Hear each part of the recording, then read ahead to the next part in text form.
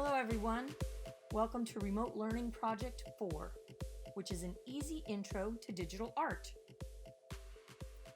We'll be using a very simple app that's already in Google Drive called Google Drawing. Before we begin, we have to talk about a simple concept that's important to understanding how digital art is made: vector images versus raster images.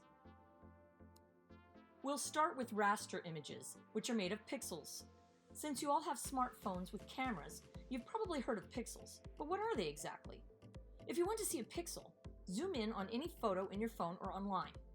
When you zoom in close, you can see that the images are made of tiny squares of color. These are called pixels. The quality of an image, referred to as resolution, is determined by the amount of pixels in an image. The more pixels there are, the more detailed the image. This makes for higher quality or higher resolution. Less pixels, less detail, means lower quality, lower resolution. The more pixels in an image, the bigger the file size. So it's important to balance image quality with file size, depending on whether the image will be printed out or only seen on a screen. Raster images can look like photographs, with realistic, continuous tone lighting and shading. Vector images are defined mathematically with nodes or anchor points that have corresponding numeric coordinates on a grid or a graph. If you want further information about either of these types of digital images, go to the handout and click any of the links to additional instruction videos and articles.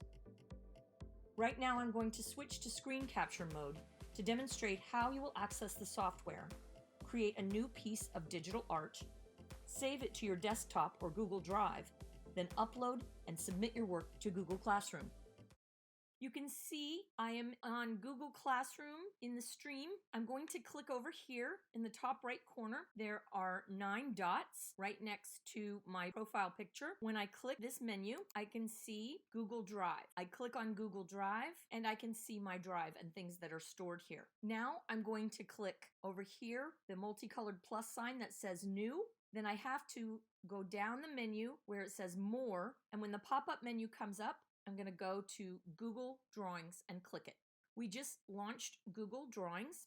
You can see this is my canvas. It is indicating that it's transparent, and what indicates that is the pale gray checkerboard pattern here. You can also see where you can name your drawing. So for example, if you wanted to name it your first name, the first initial of your last name, that would be a good name for the drawing. I'm going to click away from that now, and you can see it automatically saves it and saves it in the drive. You can adjust the canvas. You can see a ruler here, and right across the top, it looks like this is 10 inches across, and it looks like it's about 7.5 inches high. If you wanted to make it letter size so that you could print when you're finished, just for yourself, you can click in the bottom right corner here, and you can see I'm moving that over to where it lines up and corresponds to 8.5 on the ruler that's horizontal on top. Okay, in order to make my canvas taller vertically, I'm going to need to zoom out. I come over here to my zoom tool. It looks like a magnifying glass with a plus sign. I'm going to click the little arrow so you can see the menu, and there are some options on the menu. I like to use the quick keys. You can see here on the Mac, to zoom in, the quick key is Command Option plus. To zoom out, it's Command Option minus.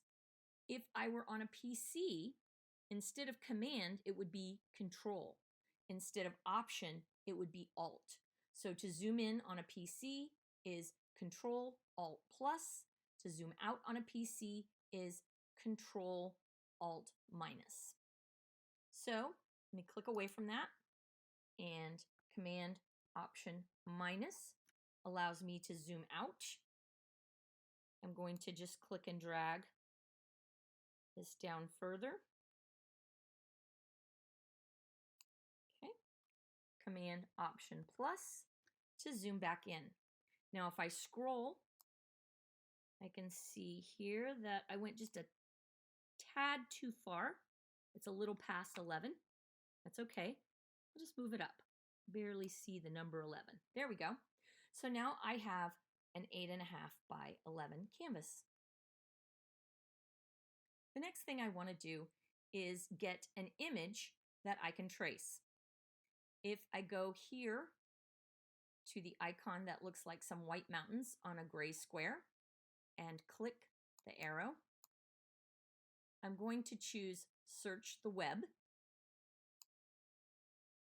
And then over here, a bunch of Google images are going to come up as soon as I put in a search term. So I think I'm going to do a celebrity. I'm going to do Kim Kardashian and hit enter. Okay, so here are a lot of different pictures of her. She looks kind of dressed up and pretty in this one. I'm going to use it. So I click it, and then I go down here and click Insert. And there it is. I'm going to resize it a little bit. I don't want to distort it, so be careful when you are resizing your images. You don't want to pull really far on the edges like that, because that distorts the image. Instead, what you want to do is pull from the corner if you want it to scale proportionately, which we do. Okay. Now that I have an image to trace, I'm going to click away to deselect it. And I'm going to get the polyline tool to use to trace it. Up here on our toolbar, you can see this is just the line tool, but again, if I click the arrow, the menu comes out, and I'm going to choose this one, which is called Polyline. This will allow me to click continuously around and trace the different pieces of the image. It's a good idea to do your tracing in pieces, and you'll see what I mean in a moment. I click Polyline, and I think it would be a good idea to zoom in. The reason why I want to zoom in, first of all, I want to get a more accurate line, but also there is this strange little quirk here. Let me just show you. I click and release, click and release, click and release, click and release. Now watch what happens when I get over here. Before I was finished, I clicked too close to my last anchor point. And because of that, it just completed the shape before I was ready. So I'm going to hit the delete key on my keyboard, and I'm going to zoom in and try again. So Command, Option, +sign, and I will hit Escape, because right now you can see how this is still kind of connected here. If I hit Escape, it goes away and I can start fresh. I can use these scroll bars on the side to position the image exactly where I want it as I go. And now that I can see better, I won't put my polyline points so close together so that it mistakenly completes the shape. If it does do that to you, all you need to do is hit Escape and then undo right over here. Or again, I like to use the quick keys. I did Command Z for undo. Now, if you want to redo something, that's going to be the right arrow, and it's Command Y. Again, if you're on a PC, instead of Command, this would be Control Z, and instead of Command here, it's going to be Control Y. Got it? Okay, let's go back to my polyline tool, and I'm going to try this again. Oops. Select it. Okay, now you can see, now that we're zoomed in here, the lines are kind of jagged. It's not really a smooth line. Now, if I put my points, or every time I click, here, it makes a point, right? And if I put my points closer together, yes, it would appear to be smoother, but remember that little glitch. So what I'm going to do is not worry about the fact that the line is jagged, because this is going to look very digital. It's a style, and I don't think it'll be a problem. And you'll see in the end here. If the polyline is still attached like this and you need to scroll, don't worry. The scrolling is independent of what's happening on your canvas. So you can scroll without messing anything up. I'm going to scroll over. It just seems weird because you're kind of tethered with your cursor to the polyline until you close it. So I'm going to keep going around here. And I'm going to trace around her ear. And you might be wondering, well, you said to do this in pieces. How do I know how big the pieces should be and what I should trace as a whole thing? For example, should I go down the side of her neck and get her neck and her face all at once? Or should I do her face and then close the path and do her ear? I'm going to do her face separately, because for me, this works better. Let me zoom out a little bit. Command, Option, minus. There we go. This works better because even though they're both skin tone, her neck is slightly darker than her face because of the lighting. So I'm going to want to make those two different colors. And in order to do that, they have to be separate. Okay, coming around her cheek. Just if you have a mouse that has a scroll wheel, it really makes it a bit easier so that you can just use the scroll wheel instead of having to go over to the scroll bars. Okay, almost done.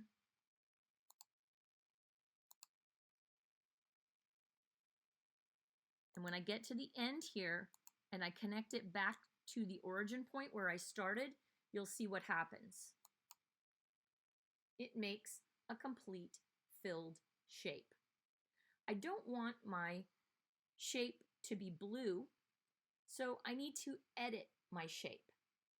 I want to select it, but I'm still in the polyline tool. And you can tell that because the cursor for the polyline tool is this little plus sign. So I'm still in it. If I click with the polyline tool trying to select this shape, what will happen is it'll just make a new shape. It'll start making a new polyline shape. So I have to go to the selection tool over here. Anything that you make on your canvas has to be selected if you want to modify it. So I'm going to click on this arrow. Now I'm in the selection tool, and you can see that this shape is selected because it has a highlight box around it. The highlight box has these little squares that are nodes, and I could free transform this right now if I wanted to. I don't. What I want to do is change the fill color, which is blue, and I want to take the stroke color or the outline color, which is black here, off. So while this is selected, I'm going to go up here to the paint bucket on my toolbar where it says fill color. I'm going to click and hold on that, and then a little menu of swatch circles comes up. For a Caucasian person, this looks to me to be about the right color. It looks a little Simpsons yellow, but when the whole thing is finished, I think it will look like her skin tone. Now I'm going to go here to the pencil on a line, and it says border color, and this is going to allow me to make my stroke, outline, border, whatever you'd like to call it, transparent. So I click transparent, and there we go. Got it? Not too hard. Now, you may be wondering, how are we going to trace anything else because we just covered up the entire image? So how are we going to trace her eyes and her nose and all of the details? Well, there's a couple of different ways that you can do this. I think what I'm going to do is just click away from this right now while I'm still in the selection tool. I'm going to zoom out, and actually I want to fit to page, so I'm going to go over to the zoom menu and choose fit. Then I'll select the image. I click and hold on the image, and I'm also going to hold my shift key down so that I can move the image aside. And the reason I'm holding shift is it will allow me to move the image in a straight line to the left. And that way I can see to line things up. I want to keep it, the image lined up with the shapes that I make. Okay, time to zoom again and scroll over. And now I'm going to trace her neck with the polyline tool. And it's okay if your shapes overlap. In fact, it's better to have the shapes overlap than it is to have gaps in between the shapes. So I want to make sure that there is no gappage going on here between her chin and where her neck starts, following all that around. Get over to here. Let's just get that neckline.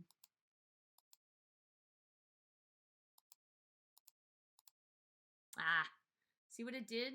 I just got a little too close together in my points when I clicked. So I'm going to Command Z and start that over.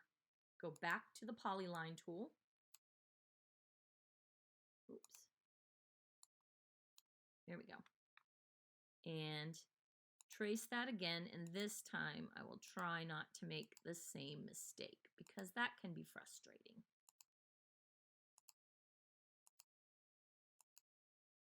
You want to get the smoothest line that you can get without getting those points so close together that they complete your shape before you intend to. Now you can adjust the shape after it's completed. Let me show you what I mean. So let's say I mess up and I go a little too far in and I'm not quite tracing the neck the way I want to. So I'm just finishing the shape. Then what I'm going to do is go back to my selection tool, and this time, instead of selecting the entire thing, I want to select just one of the points on the path. So I double click, and instead of the box around the shape, you can see that there are these little nodes or anchor points everywhere I clicked. So if I select one of these, I can move it. You see what I mean? I'm going to move it way in just so you can see. Look at that. And in this way, I can adjust my shape to be a little bit more accurate to the image. And this is a much easier method to just kind of finish the shape and go back and make adjustments, I think, than it is to trying to get it perfect when you are first tracing it. And also you can move the anchor points, not only, in or out. You can move it along the edge of the path too. There we go. And I'm going to move these a little bit to just make her jawline a bit less choppy looking and a little more rounded. Okay, there you go. Now, I want to show you something really cool here. If I were to want her neck to be the same color as her face, there is a very handy tool in Google Drawings that will allow you to sample a color from one shape and make another shape that exact same color. So what you have to do first is select the shape that has the color that you want with your selection tool. So I'm going to click on this one. Then you click on the tool that looks like a paint roller. So I'm going to click on Paint Format tool. And then I'll just click on the shape that I want to change to this color, which is this blue neck here. And boom. It not only takes on the color of the fill, but this shape over here, the face, it had no stroke because I made it transparent. So this shape took on that attribute too. It will look exactly like the attributes of the shape that you selected right before you went to the Paint Format tool. So that's handy. Now, I don't want the exact color. I wanted a close color, but not quite exact, because in the image, her neck is a little bit darker than her face, again, because of the way the light is hitting it. So I'm going to come up here to the fill color, and I'll just go with the next one down, dark yellow. See how that looks. Now, that's really much darker than I want it to be, let's say. So one thing you can do instead of just using the swatches is you can create your own custom colors. So if I click down here, this color picker comes up, and this shows you the color that it is currently. This is called a hexadecimal code, by the way, and every color that you can see online has a corresponding hexadecimal code for that particular color. So you'll see if I move this, say I want to make it slightly less dark and a little less saturated. So I'm going to move it over here. And now you can see that the hexadecimal code has changed. I could also move this if I really wanted to make a very drastic change and choose any of the colors on the spectrum here. I could change the transparency and make it more see-through if I wanted to do that, which I don't right now. But let's see what this one looks like. Okay. Still very yellow. I'll give it one more time here. Edit that custom color. Oops. And maybe move this a little to the pinker zone here in terms of the hue. Go a little bit darker like this. Okay, that looks better to me. It looks more natural. Now I can select this one, and I'm going to do a custom color for this one too. So, custom, and let's make this a little more in the pinkish, reddish, orangish zone, less yellow, and I'll make this a bit lighter, and we'll see how they look together. Maybe a little too pink on here.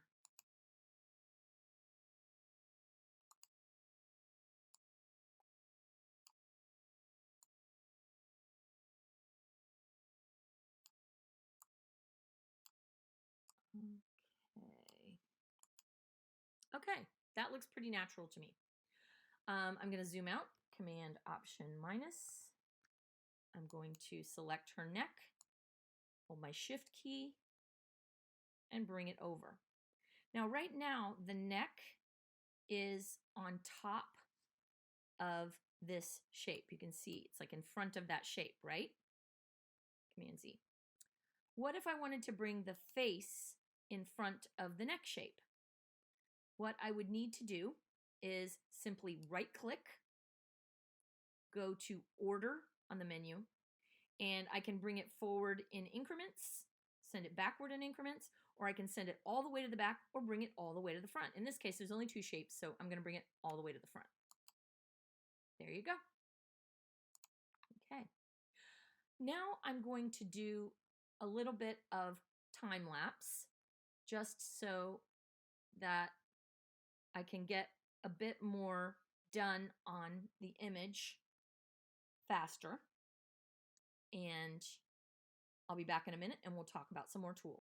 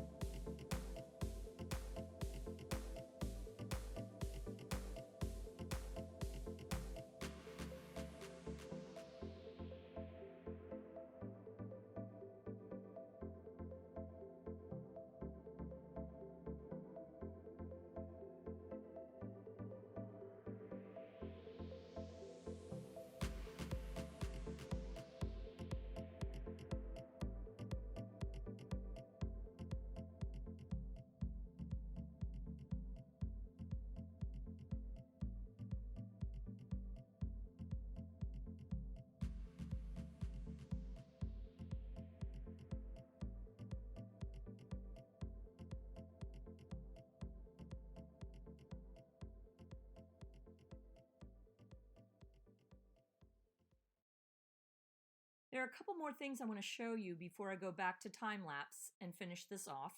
One of them is very handy when you need to move your shapes around. Get into the polyline tool. I'm going to trace around her eye, and you can see that her eye is not one solid color. She has a pupil, she has an iris, she also has some twinkles in her eyes from the lights. So what I'm going to do is make these and then group them together. So let me show you how that's done. Move this over a little bit. If you want to use some of the shapes that are already made, you can use the shape tools in addition to the polyline tool. If you just need to make a shape that already exists, for example, her pupil is a circle, so I could just grab the oval shape here and click and drag it on top. We'll make the fill color black and take the outline off by making it transparent.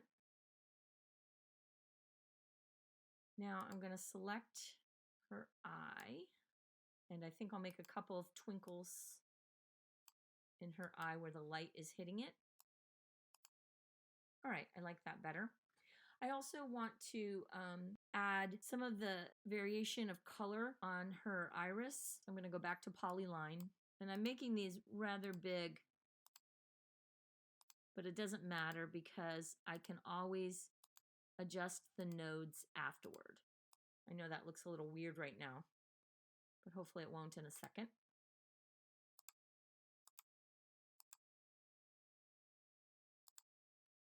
I'm going to take the transparency down so we can see through it a little bit. Need to remove the stroke. Now I'm going to zoom in and send this backward. So I right click, go to order, send backward. I'll do that a couple of times.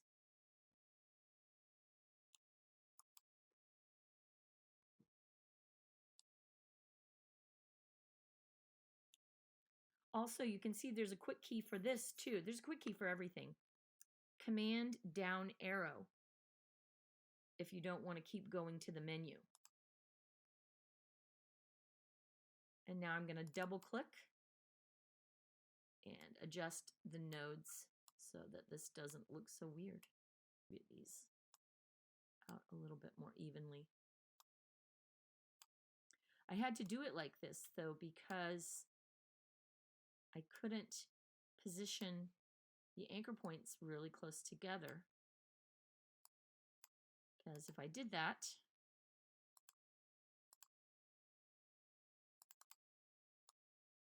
it might make me have to redo my shape. Okay, now what I'd like to do is group these together. So in order to do that, I have to select more than one thing at a time, and luckily that is easy to do. I am in my selection tool. I'm going to click on her pupil. Then I'm going to hold the shift key down.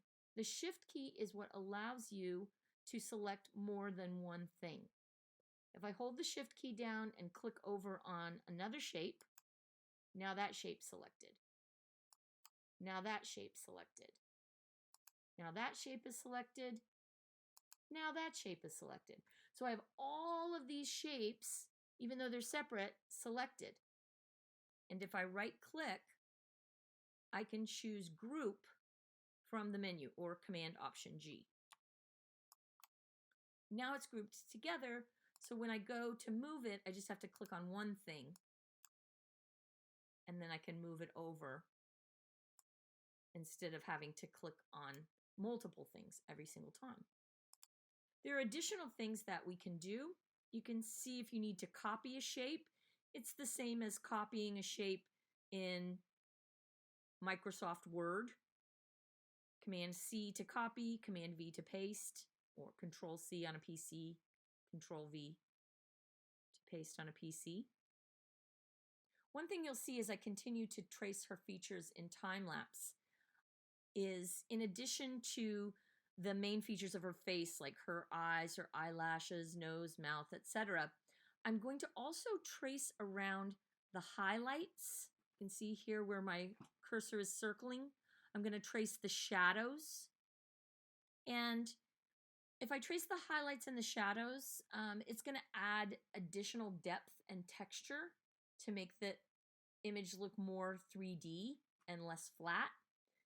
I can take the opacity or transparency down on the individual shapes so that they blend together better. I'm not going to worry about getting the highlights and the shadows traced exactly because it's really personal taste. I can decide how much of a highlight or how much of a shadow I want to trace to make it look right. As soon as I finish the entire thing, I'll come back and we'll wrap it up. Okay, she's finished. I could continue on forever adding more and more and more detail, but I'm just going to stop here. I think she looks good. I think I have enough highlights and shadows created here to give her some depth and dimension. But there is one last thing I want to do, and I want to show you how to do, and that is I want to put a background behind her, and then I want to crop it to the size of my canvas. This is easy to do because we're just going to go back to the tool we've already used before here, which is Insert Image, where my cursor is bouncing. I'm going to click and hold on that, go to Search the Web, and I had been looking before at these bokeh backgrounds. I think they're really pretty. Bokeh is a photography term, and it blurs in the background. So I'm going to choose this one, then go down here and click Insert. It puts it in. But you'll notice it is a little bit too short on the top and the bottom. What I can do is resize it, but I don't want to just pull from the edges up and then down, because what that will do is distort the bokeh dots. See what I mean? And that's no good. Command Z. So what I will need to do is size it a little bit bigger than what I need and then crop it off. I could also rotate this if I wanted. See this little handle?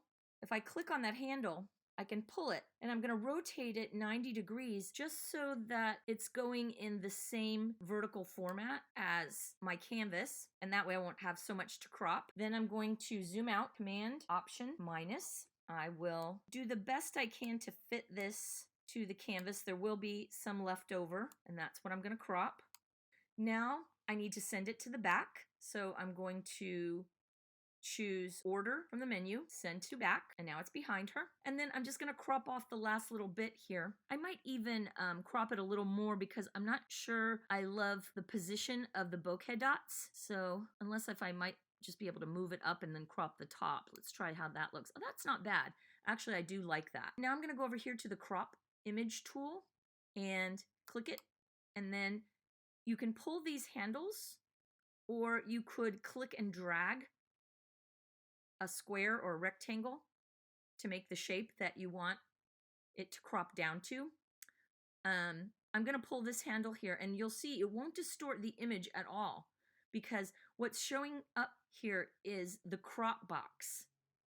This isn't the highlight box, and we can tell the difference because the crop box has corner pieces that are very bold, and so that's how we know that it's a crop. I'm going to just pull this down until it is the height that I want it. Okay, that looks about right to me. And now that I'm finished, I hit the Return or Enter key, and it completes the crop. And now the image is finished. I really hope that you've enjoyed this project, and I look forward to seeing what you guys create and submit for homework. I can't wait to see how these turn out.